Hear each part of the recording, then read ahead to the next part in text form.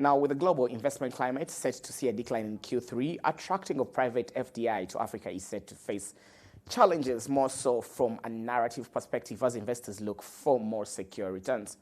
But what does this mean? We're joined by Akintoye Akindele, the chairman of Platform Capital.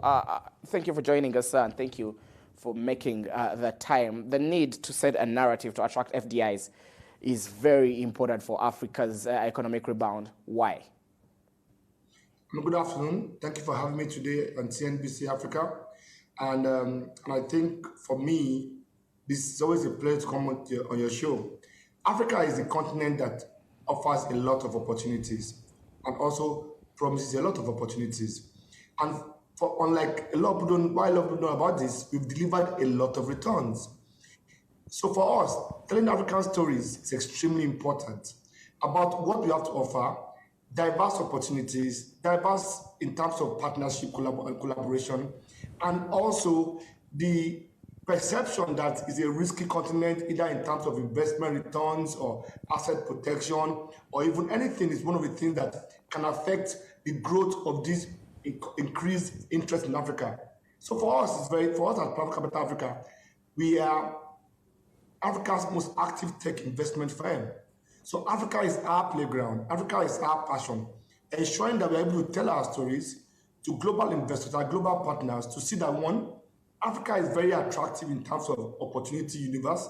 Two, Africa continues to present a great opportunity, not just for diversification, but also for growth and returns. And thirdly, the entrepreneurs here are best in class, and the ecosystem and macro environment here is also one that's evolving and ensures that investors are protected. So telling African stories, but beyond investments, not just on the investment side, on the macro side, on the cultural side, is what we are trying to do with Africa Work, creating an ecosystem of partnership where international partners, local partners are working together to create the Africa of the future, Africa that feeds the world, Africa that gives the world fintech, Africa that gives the world health tech, and every other great initiative coming out of Africa. We want people to come and see Africa through their own eyes by working with us and can show them the Africa that we love. I want to look at some numbers here from the United Nations Conference on Trade and Development World Investment Report of 2022 that came out just last month. And when you look at these numbers, strong growth from the continent, 5.2% increment in FDI inflows. But there's a clear difference. Southern Africa, Eastern Africa, West Africa have seen a rise. That was not seen for North Africa. And West Africa as well saw it stagnant. So what's the advantage that Southern Africa and Eastern Africa seem to be having over the rest of the continent? But that's not correct data. I'm sorry. We have different data points for this. For example, West Africa still leads in terms of investment in certain sectors like technology. If you see amount of capital going to startup like in West Africa, it's number one. Nigeria is number one, Ghana is number 5.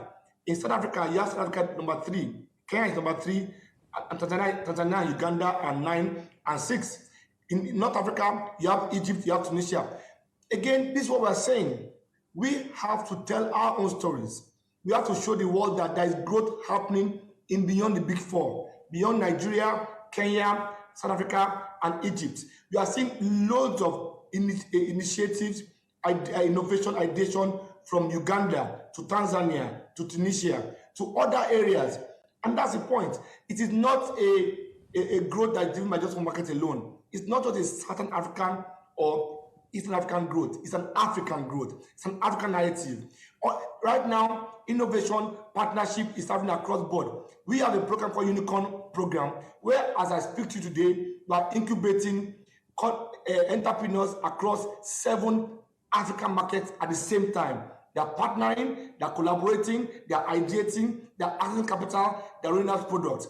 The narrative that only some few markets are doing well is not totally correct. Some are doing better than others, but others are picking up. A year ago, we didn't see Uganda on the block. Now Uganda is on the block. A year ago, Tanzania was not in the top 10. Now it's top 10. So in terms of that growth, and this is just tech, other sectors, you have energy, you have energy, you have other sectors that also in healthcare. I'm saying to you that Africa is seeing growth across more than those key markets that we like to mention. And that's why in our job, beyond just being investment, we also try and document narratives that people should not believe. And the narrative of trying to say people are not clear, or people are afraid of investment, or people are or fear of failure. Hence, in our book, Love Affair with Failure, that came out on Amazon, is #1 globally right now, from Amazon to Kindle to Barnes and Noble. Our book tries to document how entrepreneurs have globally tried to take initiative from failure and position themselves for success. It's extremely important that people are able to understand the power of narratives. Narratives can define you if you don't own your own. Africa is the future. Africa is the present. We are growing. Even the tech meltdown is not affecting the continent.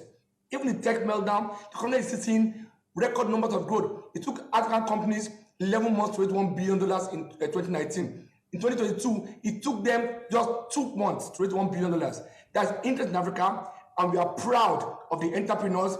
We are supportive and understanding of the challenges they face, but we believe that by innovating, ideating, and not believing in failure and not giving up, they will still dominate going forward.